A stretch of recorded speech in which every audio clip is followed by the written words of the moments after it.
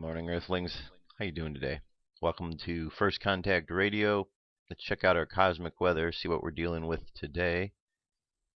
All right, our solar wind at the moment is 314.3 kilometers per second. Planetary K-index, 0. Could get as high as a 1. Coronal holes, we see they've smoothed over a bit more, even from yesterday, but we're still going to get hit with the solar wind. We should be in the middle of that wind stream right now from the previous coronal holes, and these ones show us on the 8th and 9th, so we're in the middle of a stream, it would appear. M-class flare possibility is only up to 10%, X-class down to 1%, and geomagnetic storm activity really isn't too much of anything at all. And if we take a look here, we did have a double eruption this morning. Produced a double peaked C-class C9 flare that lasted for more than 6 hours from beginning to end. The slowly unfolding explosion also hurled 2 CMEs into space. The clouds are not heading directly for Earth, but they could deliver glancing blows to our planet's magnetic field around the 9th or 10th. So just something to pay attention to. Astrologically, we are right here. So we are in that void of course phase, going from Sagittarius, fire, to Capricorn, earth. Tomorrow will be completely in Capricorn, but for the moment today, we are here. Okay, so fire and earth, we know how they work together. We have them on the unconscious mind, fire being ideas, earth being practicality. So it's looking how to take and make those ideas practical. But then we look a little bit further into the meanings of this particular fire and earth, and we've got the fire card Sagittarius, which is temperance and tarot, and the devil card, which is Capricorn. Well, one is the angel, one is the devil, the higher self, and then the illusionary self.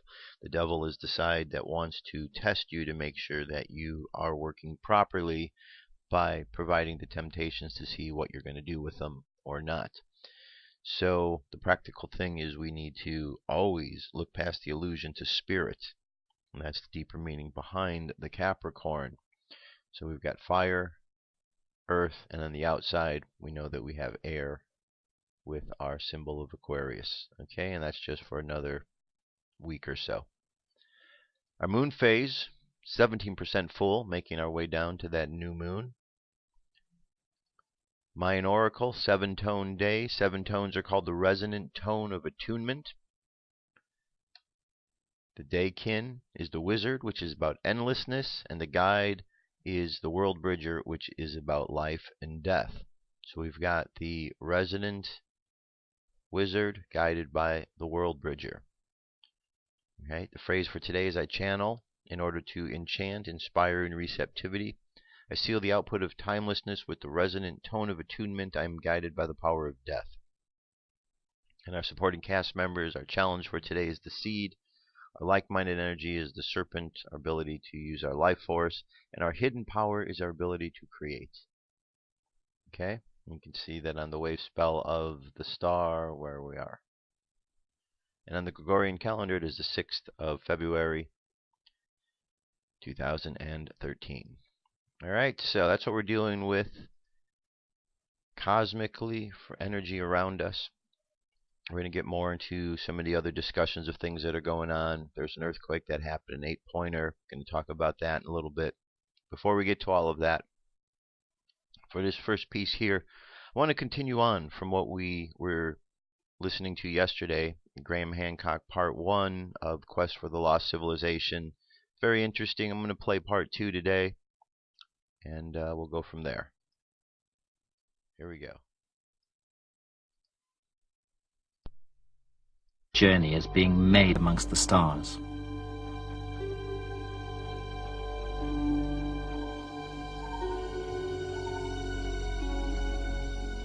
To the north, in the deserts outside modern Cairo, are even earlier astronomical clues.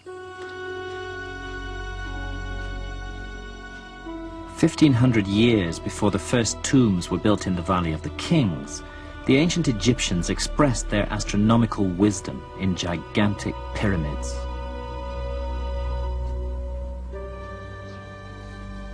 The step pyramid of Zoser is supposedly the oldest in Egypt, the place where pyramid building began about 5,000 years ago.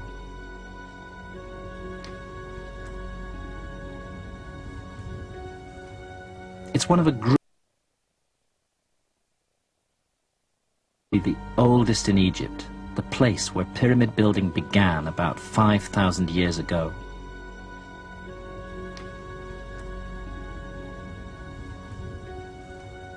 It's one of a group of important pyramids sited at Saqqara, about 30 miles south of the more famous pyramids of Giza.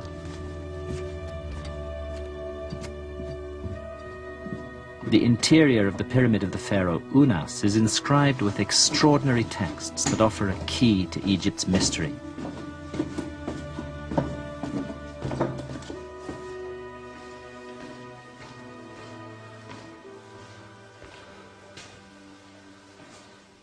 Entering this secret underworld, the first thing you observe is that there are stars everywhere. The ceiling is covered in stars. And this tells us that the ancient Egyptian idea of the afterlife was not a place of darkness and death, but a place of light and immortality in the heavens. It's a kind of chapel of knowledge, because inscribed on the walls are the oldest surviving scriptures of mankind. These texts were written down more than 4,300 years ago from original documents now long lost and from oral traditions stretching far back beyond the memory of historians. If we want to reach out and connect ourselves to the world of spiritual ideas of our ancestors, to the forgotten past of mankind, then surely this is the link. Is it possible that we're looking at the legacy of a lost civilization here? O Osiris the King, you have gone, but you will return. You have slept, but you will awake. You have died, but you will live. The tomb is opened for you. The doors of the coffin are drawn back for you. The doors of the sky are thrown open for you.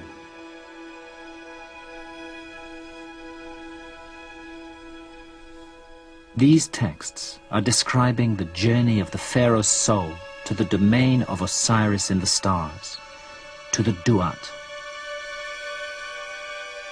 Duat lay close to the constellation of Orion, which the Egyptians saw as the image of their god Osiris. The Duat sign in hieroglyphs was a star within a circle. Egyptologists translate the hieroglyphs literally as a series of magical spells. They don't accept that beneath the symbols there's an astronomical message, albeit one in code. Yet when we put these texts side by side with the uninscribed Great Pyramids of Giza, the code can be broken.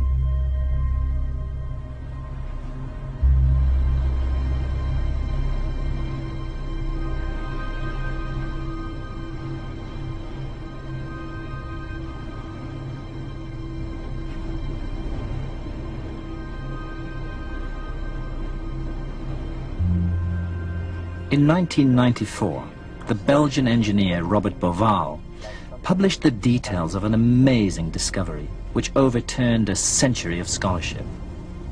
Boval showed that some of the oldest pyramids were laid out to match the patterns of significant stars. Boval is taking me to the pyramid of Sneferu, the father of Khufu, who built the Great Pyramid of Giza. The architects who built all these structures belonged to an elite school of priests. It was a cult based in Heliopolis, long since buried under the suburbs of modern Cairo. The priests of Heliopolis who designed this project were servicing a very important cult. The belief that Egypt was in the image of heaven. Right. that the whole land of Egypt was a magical cosmic land, and that the pharaoh was a representative of the cosmic order on this land. Now, a pharaoh was considered to be the son of Osiris, living on earth. When he died, he joined back the gods in the sky, the cosmic land which was in the image of Egypt. Mm-hmm. And it is in this context that we have to understand what they were trying to do here. What Boval has done is to re-examine the hieroglyphic texts inscribed inside the Pyramid of Unas. The pyramid texts tell us that there is a Nile in the sky, which is obviously the Milky Way. Now here, imagine the course of the Nile. Yeah. Now, if we look, one thing that got me into this thing, if you look at the pattern of the 3 pyramids of Giza, what I was looking at the time was a peculiar offset of the 3rd smaller pyramid to the left of the diagonal of the first 2. And the minute I compared the map of the 3 pyramids to the 3 stars of the belt of Orion, suddenly I saw a pattern. It seems almost an extraordinary idea that they're bringing the sky down to the ground. But that's what Egypt was all about. Yeah. The essence of the belief is that Egypt was itself a cosmic land, a land that was a mirror of heaven.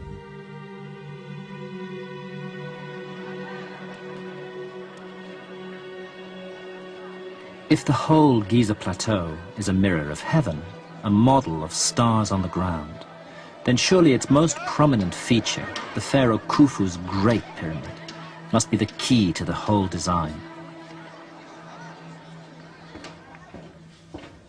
Most Egyptologists believe the Great Pyramid, with its intricate network of corridors and passageways, was built as Khufu's tomb. I think that Khufu built it for another purpose altogether, a much more significant one, and clues to that purpose are embedded in the architecture itself. This is the room conventionally known as the Queen's Chamber. Actually, there's not a shred of evidence that any queen or any body was ever buried in this chamber. We don't know the function of this curious corbelled niche behind me, although it reflects a pattern found elsewhere in the Great Pyramid. One clue, however, may be provided by this feature. If you'd entered this room in 1871, you would have seen a sheer blank wall. But in 1872, an enterprising British engineer walked around the room tapping on the walls with a hammer, and he found a hollow point. And he cut through it with a chisel and found that there was just 5 inches of stone blocking the mouth of this shaft. Robert Boval calculated the angle of the shaft and found that it targets a very significant star, the star Sirius, which the ancient Egyptians identified with the goddess Isis.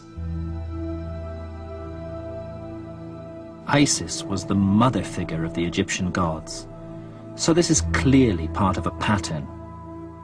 Pyramids on the ground, matching the stars, and a connecting line between them. Isis was the wife of Osiris, lord of the Duat, whose astronomical image was the constellation of Orion. High up in the Great Pyramid, what's known as the King's Chamber connects with his stars in the sky.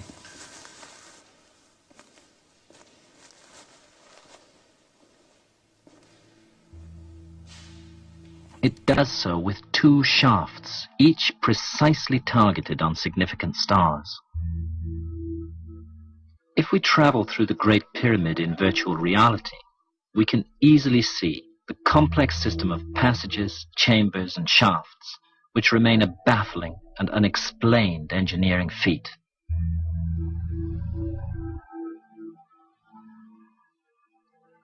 And as we ascend into the King's Chamber, we find that it's the southern shaft which is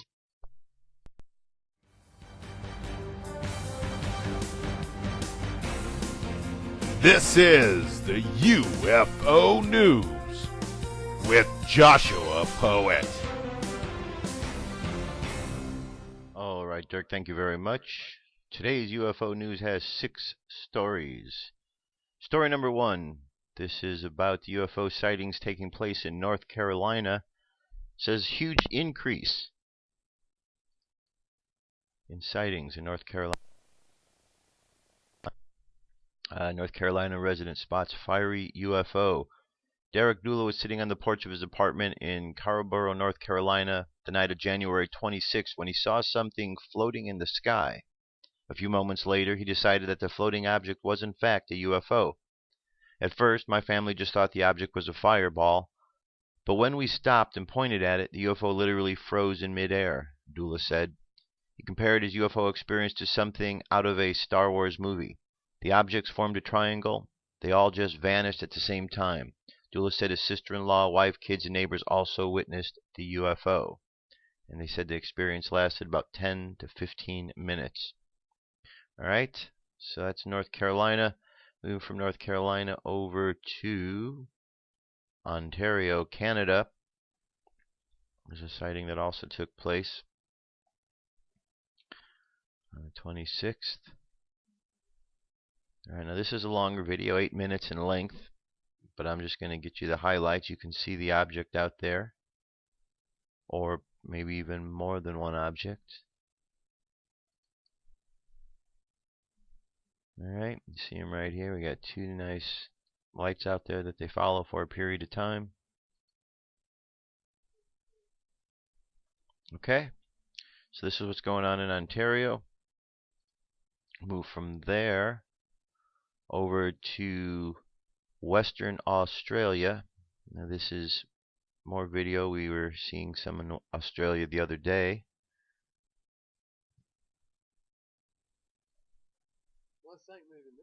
Alright. There we go. You see that?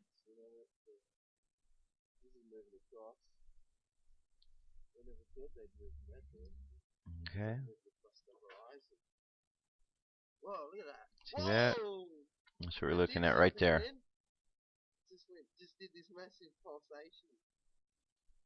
Alright, now that's a pretty good shot right there.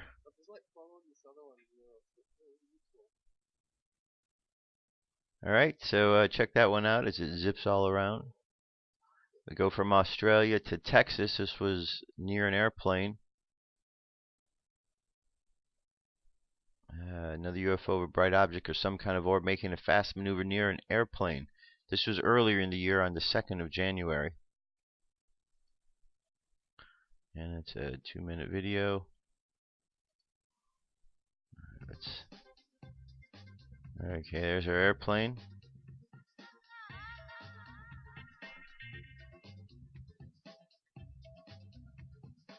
Alright, let's get along to our UFO here.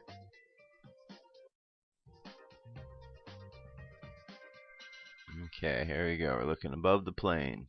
See that? It goes by really quick. It's right in this area here. There you go. You'll see it again. Let's see if I can freeze it right when it gets on it. There we go. See it right there? Object in question. Alright, that's Texas. From Texas, we're going to go over, and we've got this question here. UFO researcher urges U.S. military veterans to share UFO experiences. U.S. military veterans are being asked by UFO researchers to share their experiences with unidentified flying objects over nuclear plants since the Cold War era. Robert Hastings wants Army veterans to reach him about their UFO sightings, nuclear weapon storage sites, atomic bomb test areas, and nuclear missile factories. He was one of the sponsors of the UFOs and Nuke Press Conference at the National Press Club in Washington, D.C. The event was streamed live by CNN, but we know how CNN is, so what didn't they stream? What did they cut out? Don't know.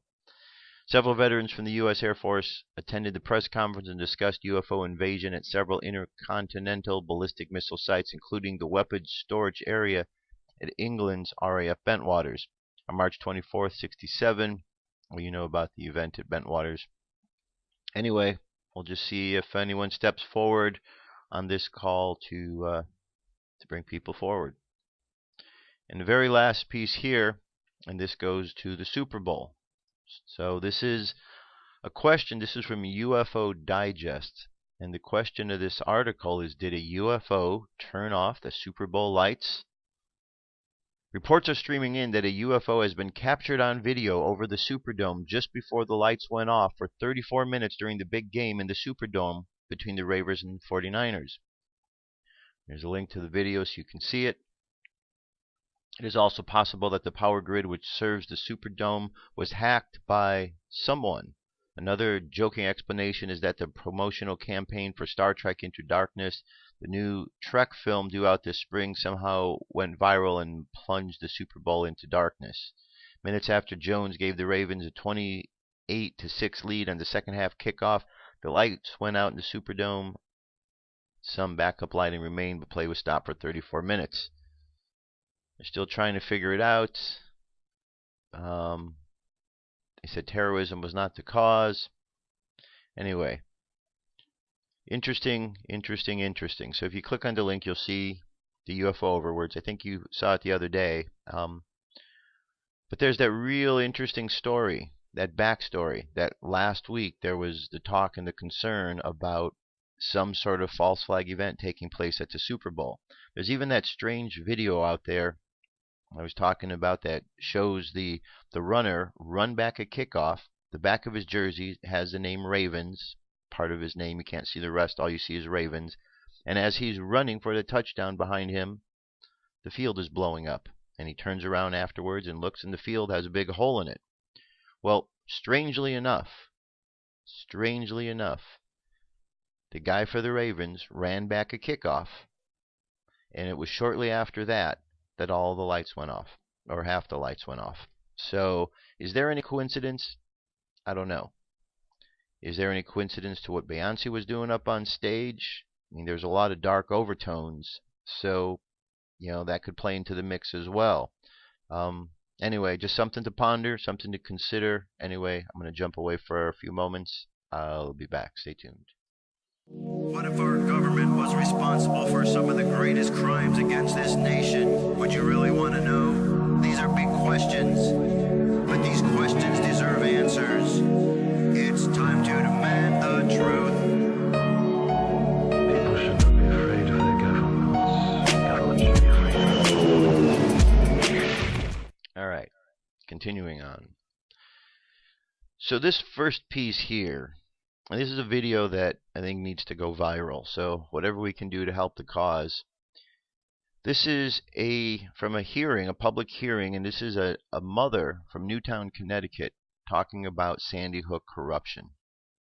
In a furious presentation of mixed words, a Newtown resident lays out her thoughts during a bipartisan task force public hearing.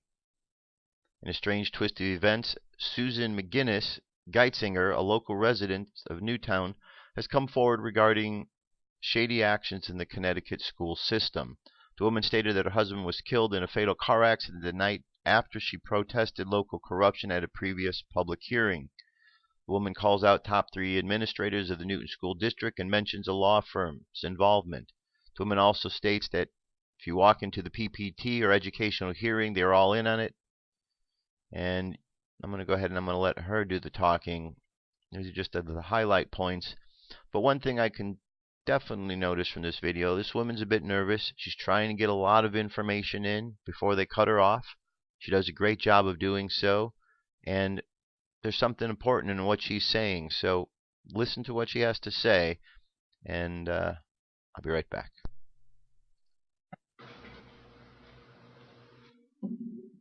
Hi. Sorry for my back. Thank you. My sincere condolences to the families and first responders. I understand loss. Weak weapon laws help kill people through lack of deterrence. This is a weapon. We have very weak texting laws in Connecticut. My husband was killed in a car accident on the Merritt Parkway on Good Friday. This might have been part of the crime. It's under investigation. You have to look at this weapon as well as any other weapons you look at. And I think you all have them, and I think they're not regulated. And I think they're more dangerous than the number of gun deaths, because car accidents top that. my love of my life, the best man, obviously a big man in many ways, my children are without. There are 3 kids in the Newtown school system that were on lockdown, including a 4-year-old pre-K, who do not get services in this district because I discovered after 3.5 years of complete hell that ended the night before he was killed. Biblical stuff, folks, pay attention.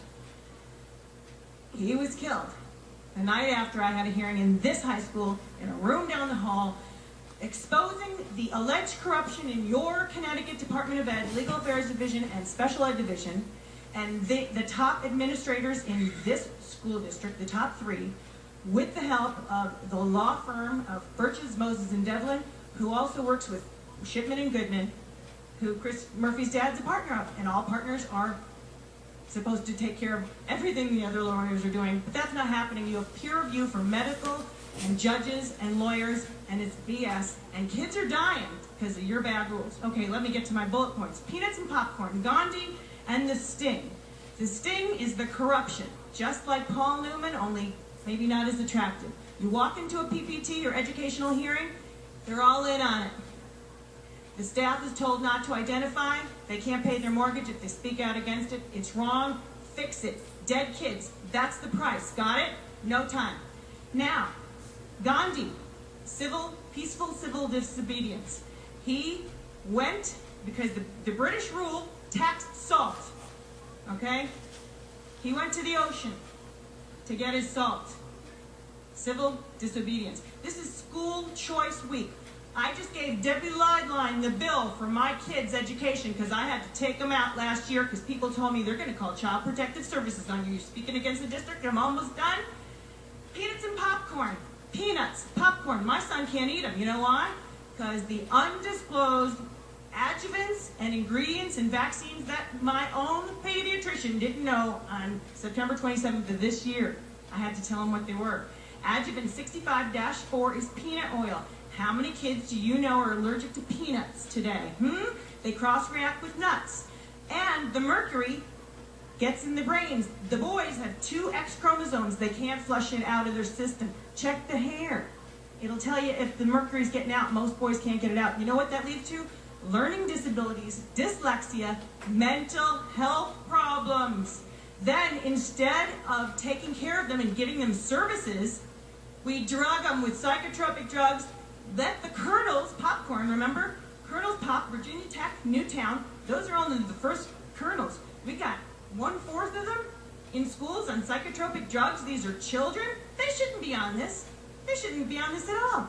Check all the conflicts of interest, the disclosures on all the people who have stock in Big Pharma. Thank you very much. Gandhi, school choice, peanuts and popcorn, crap in the vaccines. And the popcorn are the kids in the microwave. They're about to pop. They're all on drugs. No child left behind. All children are getting left behind. And 20 kids and adults. And you know what? Adam Lanza was the first victim because he probably had medical problems and the attorneys sealed the records. Do you know that the attorneys, excuse me, in my last point, the attorneys can keep the records for the school district. They're agents of the school. Bircham, Moses, and Devlin do not qualify as decent lawyers. I proved it. It's public information. 4512 this school. Thank you. Okay. As you can see, there's something there very weird going on out in Newtown. And it's only going to get resolved when people step up. But I think, we have to be agreed, right? There's something weird going on there. And then when you take all of this information and remember about the satanic information that comes out about there, about the talk that in Sandy Hook there's a real problem with Satan cults, devil worshipping cults. And then remember the picture, there's the old man in there flipping the devil horns. Weird stuff going on there. Weird stuff. That woman, I know she was a little scattered on what she was trying to say, but if you really, listen to her point, she's making some very valid points. All right, so the biggest problem is like humans, right? Other humans are the biggest problem for other humans, just like, that one commercial we hear. Because humans are willing to lie to other humans. And we'll just say, any human. Humans are willing to lie to other humans. Humans are willing to kill other humans. Humans are willing to do anything to another human to keep a secret so that they can get a little bit more for them. It's crazy. It's crazy what's going on. Now here's a system. Check this out. Remember in Texas, they decided that Thomas Jefferson shouldn't be in the school books? Well, here's another great thing coming out from the Texas school system here. Members of the Senate Education Committee on Thursday grilled the creators of a curriculum system used across Texas that critics say promote anti-American values and stifles classroom flexibility. Committee Chairman Dan Patrick Houston calls it a mess. One witness compared the system to mind control, and an algebra teacher wept as he described quitting because he felt he was aiding and abetting a crime by using C-Scope in his classroom. C-Scope is an electronic curriculum management system that offers web-based lesson plans and exams designed to help teachers adhere to state education requirements. It is used in 875 school districts and more than 70% of districts statewide.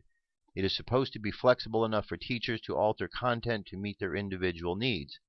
A string of witnesses before the Senate Education Committee criticized the program for promoting liberal values because they said are anti-Christian and at best openly socialist at worst.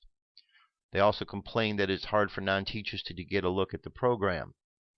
And when they go on talking about some of the problems in the program, they were talking about where are we at here?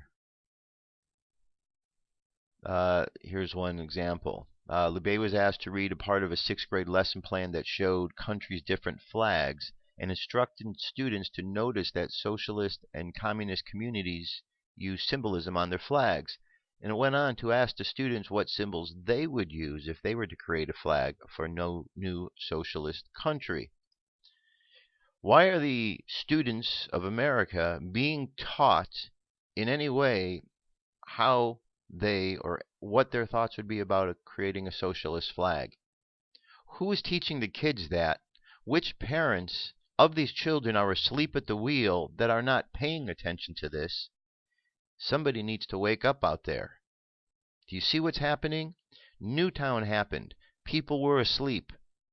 Aurora happened. People were asleep. Texas is happening. People are sleeping. There is crime. There is corruption. There is real problems going around this country and around the world, and yet people continue to sleep through the problems. I don't get it. I know you don't get it either. But just continuing to point out the obvious, right? Now here's something that is one of these obvious points. Facebook.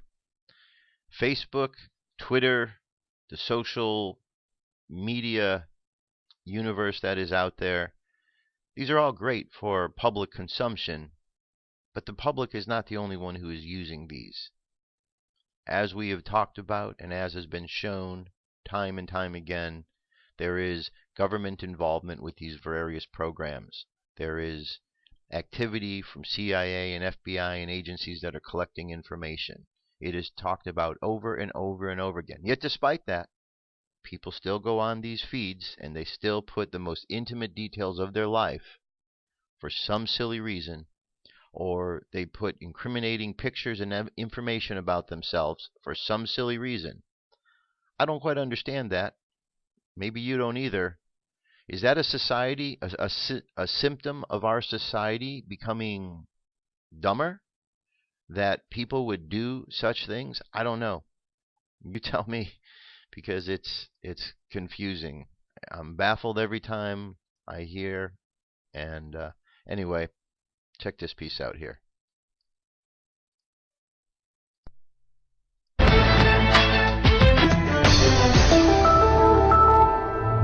Congress today reauthorized funding for Facebook, the massive online surveillance program run by the CIA. According to Department of Homeland Security reports, Facebook has replaced almost every other CIA information gathering program since it was launched in 2004.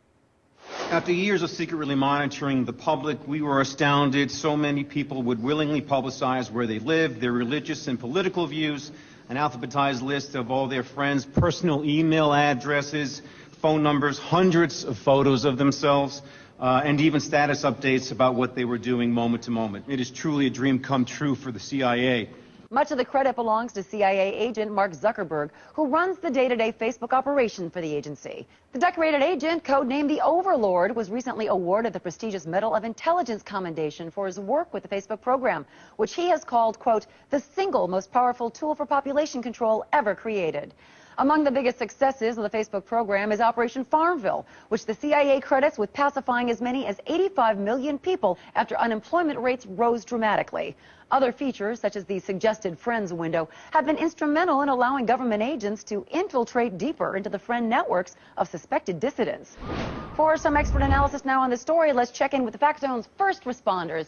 Jason, you have written extensively about the Facebook program. Why is it so effective? Well, one of the key reasons is that the CIA has been so thorough in convincing the nation that constantly sharing information about everything that you're doing is somehow desirable instead of deeply unsettling. You know, the critics are saying that with the national debt being so high, is this really the time to be spending even more money on spy programs? Well, actually, the Facebook program saves the CIA money. That's right. Like the Maps application, where you list every place that you've been, whether it's the state or a country or... Oh, right, with the little pins they show where you visited. Yeah, yes, I like that. that kind of information would have taken the CIA months of going through hotel receipts and plane tickets to figure it all out.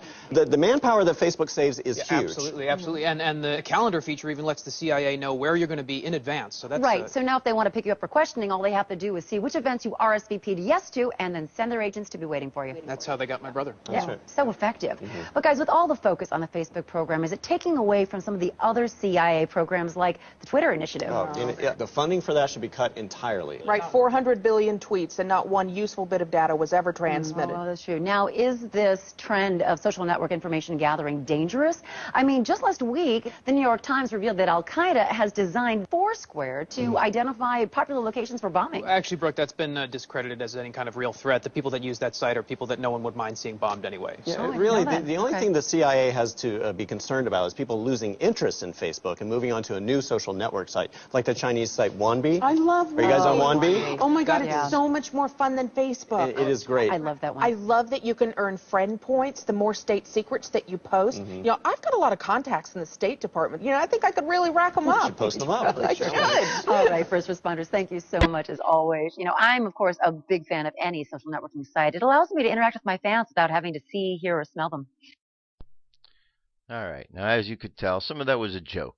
But you did hear the testimony that was given, and there is a happiness, so to speak, from the CIA. This isn't the first time that they've made a comment that they're pleased with how things are going. But, you know, we need to pay attention. We need to pay attention. We are being monitored. Remember 1984? Remember they had the big screens and everyone would gather together in one room to watch the big screens? Well, people don't have to gather together in one big room anymore. People can sit at home in front of their computers thinking they're free, thinking they're not some sort of slave, and they sit there at their computers being spoon-fed the information that is targeted to put them in the mind that the state of mind that the government wants them in. So it really doesn't matter where you're at. If you're not using your mind in a proper way to really see past the illusions that are being thrown up, you're going to get fooled no matter where you are.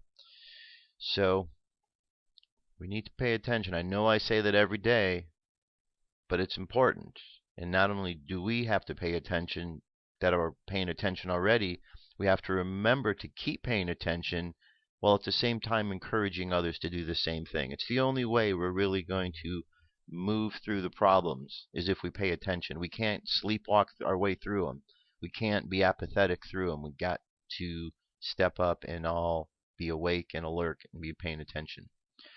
All right, this is a report from Dutch Since. There was an 8-point earthquake and then several more that hit after that one took place today. Here we go.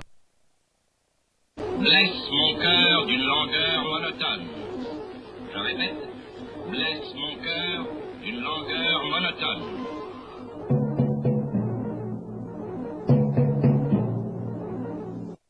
Hey everybody, Dutch Sense here. 7:58 p.m. Central Time on Wednesday, February 5th, 2013. and we're looking at Earthquake 3D here. It's a USGS feed of the most recent earthquakes, and you can see it. An 8.0 magnitude earthquake just struck off the shores of Santa Cruz Islands, and there's a regional tsunami warning issued for the entire area. Let's get the stats on this really quick.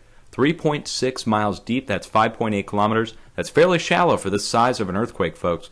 So we do need to be aware of a wave that was generated. A regional warning was issued, and it's not affecting the west coast of the United States, but it is affecting several islands and also places in Asia. So be aware. I'll put the link down below for the Earthquake and Tsunami Warning Center.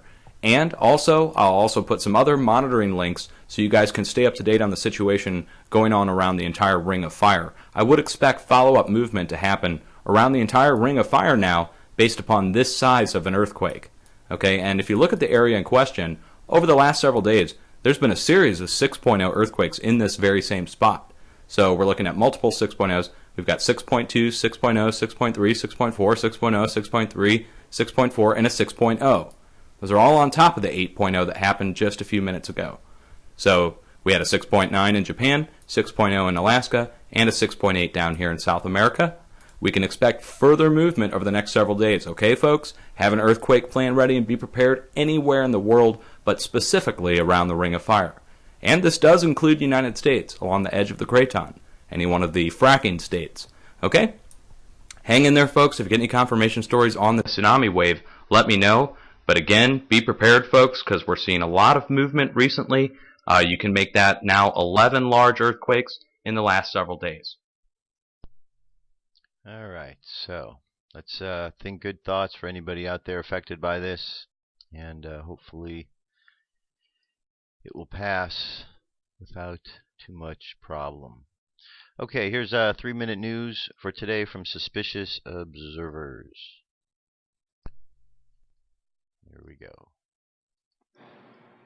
Good morning, folks. When I saw this tiny filament rip away from the sun yesterday morning, I thought, hey, might be an active day. Well, that's one way to put it. You are looking at the live internet seismic server, and as if the Quake Watch hadn't proven himself last week, every actively working heliopod on the planet began shaking as the new day began. A powerful earthquake in the Santa Cruz area of the Solomon Islands has hit. There will be no downgrade. Dozens of professionals confirm the reading of 8.0. There are 5 people dead, but it could have been much, much worse. As the aftershocks continue to rumble, I see the area this quake hit, and luckily, there was not a massive thrust fault. A small tsunami was generated only, centimeters in scale.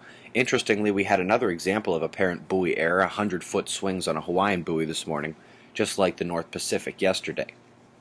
Folks were discussing this in yesterday's comment section, the ionospheric anomalies before the Chile quake in 2010. Well, those who have been here for a while have seen me call out the Japan quake in 2011 and the 2008 China disaster for the same thing, electromagnetic disturbances before big quakes. You will remember yesterday, and for months actually, I've been discussing the over-energizing of Earth in multiple ionospheric layers, not just this one. Recently, you might remember on January 8th, scientists claimed that they'll be able to use electricity as a more immediate precursor to predict quakes. Folks, this is 18 months of research coming together before my eyes. Another quake I'd love to know if it was preceded electromagnetically was the April 2012 double Sumatra 8-pointers. When the Croatian Times ran this article 4 days later about the quake and general shaking in the area, both it and the scientists were ridiculed mercilessly, at least until September rolled around when UC Berkeley and the USGS claimed this event was unique and shook the planet for an entire week. The University of Utah study discovered that the fault lines had been ripped, causing destabilization. I believe this is all connected, and it's going to get worse. Pakistan being assaulted by the weather, homes destroyed, dozens dead and injured, and pounded India too with more mega hail. NASA's Earth Observatory sees the magmatic action in Chile, where the scientists are a bit concerned about this volcanic activity. Finally, back to the sun. 1 hour before the 8-pointer struck, decaying active region 11667 twisted its coronal loops within the beta group and destabilized the magnetic fields, keeping the plasma in place. Accelerated some near to the speed of light in a long-duration C9 flare, and the ejection is predicted to give Earth a glancing blow on Friday night or Saturday morning. Earth is off to the right here on Stereo B.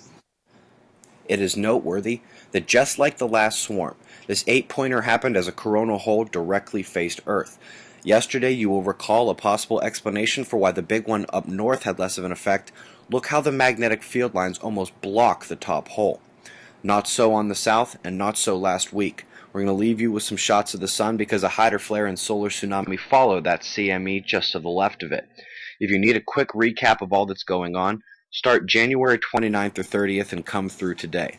The Quake Watch has been more than successful, and technically it continues another 6 days, but I'd like to think we've got this steam out of our system.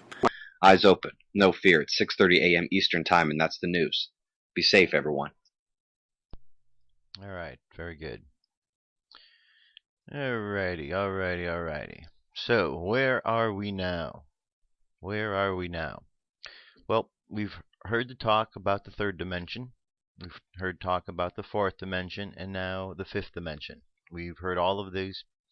The way I understand it, that we've been living in the fourth dimension, making our shift from the fourth to the third. However, we've been also living within the third dimension, kind of within both realms, and trying to understand how to work better with the energies of the fourth dimension. A lot of people that are really tuned in are experiencing the third dimensional physical world, but they're also tapped into their fourth dimensional selves, which is through meditation and prayer and those type of activities. They're allowing them to have access to that deeper understandings and dimensional consciousness, which brings us to the fifth dimension. We've heard this many times. We're living in a monumental time in which humanity is experiencing a shift to higher consciousness. We are shifting from third dimension consciousness to fifth dimension consciousness. The following is what one may experience once they have reached fifth dimensional consciousness and beyond. When a person reaches fifth dimensional consciousness, they may experiencing existing in a permanent state of peace, bliss, and joy. No effort is required, and their parts remain in this state. This takes place naturally and automatically. All dissonant energy is automatically filtered out. In addition to automatically existing in a permanent state of peace, bliss, love, and joy, people who have reached the fifth dimension consciousness may begin to automatically see themselves in everyone, whether they be humans or animals. They may also begin to automatically feel love for everyone. Furthermore, no negative thoughts stream into the mind of a person who has reached fifth dimension consciousness. In fact, all negative thoughts are automatically filtered out of their mind. The mind is also automatically quiet without the constant chatter that flows into the third dimensional mind. In fact, there are not very many thoughts that enter a mind that has reached fifth dimensional consciousness, unless the thoughts are necessary in moving them from one event or moment to the next event or moment. When a person reaches fifth dimensional consciousness, their perception of time may slow down considerably. Time and the clock of the wall seem to pass more quickly, but the mind does not perceive that very much time has passed. This may be compared to what is said to happen when a person experiences physical death. During physical death, a person transitions from third dimension consciousness to fourth dimension consciousness. It is said that while years may pass on earth, it may seem like only minutes have passed in the spirit world. Our perception of time slows as we transition from third to fourth dimension consciousness during physical death. This is why it may seem that not much time has passed in the spirit world, while a lot of time has passed on earth. All right, those who have ever had a brush close with death as a result of an accident or nearby being in an accident may have noticed that their mind starts moving more slowly in these situations also. Everything appears to happen in slow motion. The soul is getting ready to transition from third to fourth in these situations. Okay, you can see there's a whole bunch more to the article. This is from Trish Lesage. And very good article. Very good article about where we're going. So, I guess the question is then, where are we now? Are we in the third? Are we in the fourth? Are we in the fifth? Or are we working our way through understanding all of them? And in the process of understanding dimensions, if we are in the fifth dimension, or even the fourth dimension, what is the experience like being in those dimensions as opposed to the third? So these are all questions for each one of us to explore, to understand, because if this part of the journey is to explore various dimensional realities, then it's important that we understand the differences between the dimensional realities. So when we are in one or the other, we can understand where they are. Maybe this is the time where we begin to understand how we can move from one dimension to the other while at the same time remaining here within the physical. Maybe dimensions is something more of a consciousness as opposed to something that our physical vehicle goes through as well. So a lot of good questions, things to explore. But the concept of dimensions is here. We've heard about this talk. And when the Mayans said we ended time, well, we're in that phase of no time. So whatever's going on, it isn't about what we knew in the past or what we knew before. It's about what we're learning again. And perhaps what we're learning again is something that we knew so far back into the past that it's actually the future. All right? We shall see as we continue to move forward. So, let's do our meditation for today. Close your eyes, take a deep breath, and exhale. Take another deep breath, and exhale. I want you to imagine in your mind's eye a clock. Imagine the clock that you know, a round clock on the wall, 12 numbers on it, and see the dial. The numbers go around counterclockwise. And at the same time as they are going counterclockwise, see another set of hands going counterclockwise. So simultaneously, time is moving both forward and backward. And as you experience the movement of the clock going forward and backward, you find that in the present everything seems to be at a standstill. You realize, though, it is not as a standstill. It is simply a moment supported by the future and supported by the past. And as we understand how time moves along, we understand how time moves us from event to event to event.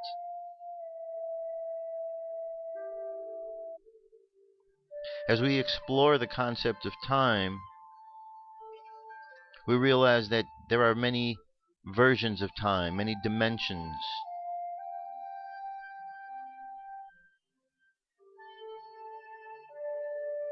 We imagine ourselves in a building, and we're on the first floor, and the first floor represents time of a third-dimensional nature. And we take the stairs up to the next floor, the second floor, and there at the second floor, things are a bit different. And this represents time on the fourth-dimensional level. And we climb up the stairs to the next level, and there we have time at the fifth-dimensional level. And each floor is different. Each floor is a different color than the floor before it. Each floor is a different temperature. And in each floor the people behave differently. And you realize that all time exists simultaneously. Like in this building, the first, second, and third floors of third, fourth, fifth dimension all reside within one building. Time of all dimensions resides everywhere, all at once. And so as we sit ourselves in the middle of time, we realize that our time here upon this planet is just a drop in the bucket. And when we contemplate the time that we have spent in this universe, we begin to remember aspects of ourselves that need to be remembered. We remember lessons that are learned and lessons that need to be learned. And we remember why we are here. And as we remember why we are here, we realize that it's all about sending out love and supporting each other. And with that, we send out from our heart chakra love all around the planet. We send that love out to each and every individual. And with that love, we send with it a vote of encouragement. A little reminder to each and every one that we are all in this together. And that when we decide to make a positive change, change will occur.